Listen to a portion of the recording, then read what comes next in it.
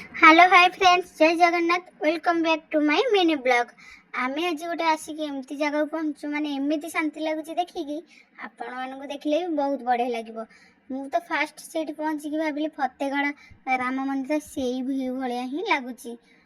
मत बहुत शांति लगे जो फास्ट देखीदेली। बहुत फूल गछ भी लगी, गेंडु गछ से देखते आपण मैंने देखिकी भी जानूथे जे माने जस्ट टिके फतेगढ़ राम मंदिर व्यू भाया जस्ट देखा सेपटे हनुमान फास्ट दर्शन कलु, फटो से उठेलु, पुणी एपटू आसिलु, आसिक महादेव दर्शन कलु, से आसिक पुणी जगन्नाथ पाखक आसिलु, जगन्नाथ दर्शन करदेकी सेठी भी किसी फोटो शूट कलु।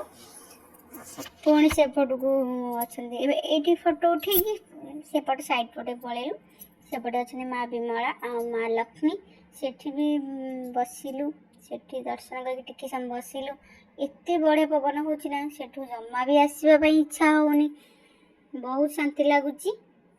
उठिकी आसिया तो जमा भी इच्छा हो नथिला। मस्त भी होईची देखंतु, बहुत शांति भी लगुची। फोटो उठाइबा पे मस्त डिजाइन भी होईची। एते बढ़िया लगुची ना, जमा भी आसवा पई इच्छा हो नथिला।